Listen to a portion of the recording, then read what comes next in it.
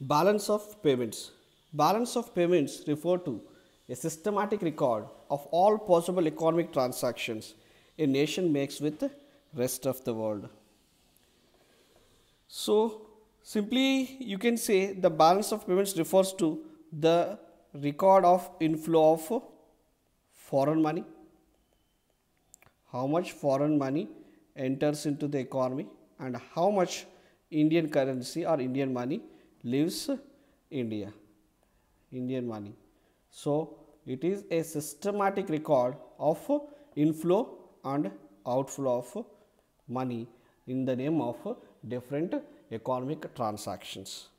Now, let us try to understand how a nation interacts with the rest of the world.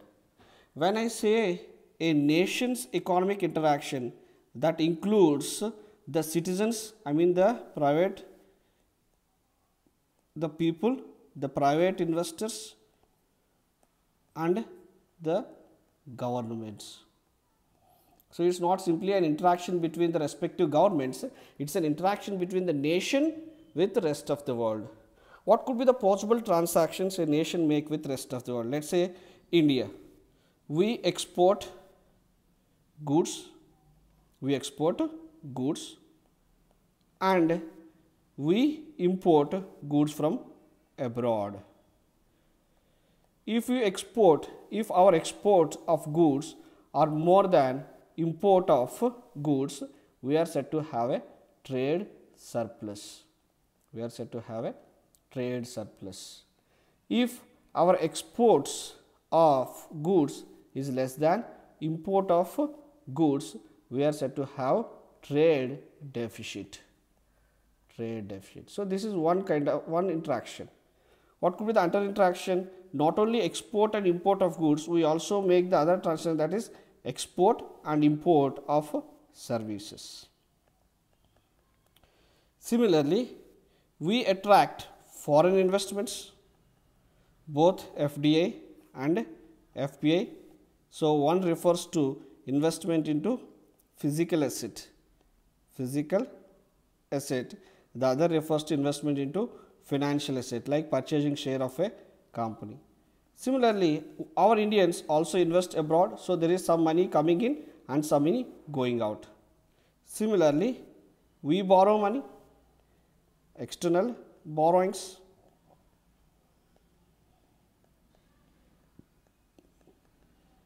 And we also lend money to people outside India, so that is our lendings. The grants in aid, that is India receiving, and similarly what India extends to the rest of other nations, grants in aid. So, if you look at these are certain important transactions a nation makes with the rest of the world. Similarly, the remittances that Indians receive from abroad and the income that Indians receive from the investments they have made, or the interest on the capital that they have invested or they have invested or in the stock markets or in the capital markets or in the bond markets abroad, that would also be part of economic transaction. And all these economic transactions a nation making with rest of the world is broadly classified into two different accounts, current account, capital account. What is the basic difference between current account and capital account? Any transaction that has direct or indirect impact on the income of the economy is said to be part of current account. Any transaction that directly or indirectly has an impact on the assets and liabilities of an economy is said to be part of capital account. So, now let us look at what would be part of current account. Let us say the first is trade in goods, exports and imports of goods. So, if your exports of goods is more than imports, you are said to have a trade surplus, else you are said to have a trade deficit. If your exports is exactly equal to imports, you are said to have a balanced trade. And in fact, this gap between exports and imports is what we call balance of trade.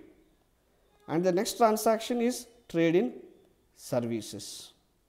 Trade in services. Again, it alters the income of the economy, and henceforth it will be part of current account. The third one is remittances, the private remittances, and income from investments, like the interest money you earn, So these are different examples of current account, which are part of current account. So if you look at these three, mostly these, except the trade in goods, these are said to be referred as invisible part of current account,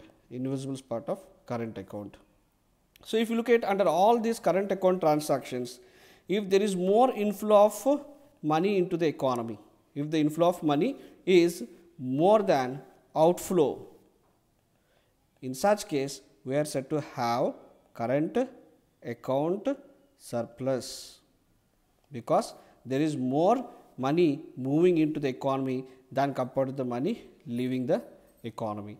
In such case, we are said to have a current account surplus. If the outflow is more than inflow, in such case we are said to have current account deficit. And coming to capital account, what would be the part of capital account? Mostly the grants in aid, the borrowings, and investments, which includes both direct investment and portfolio investment.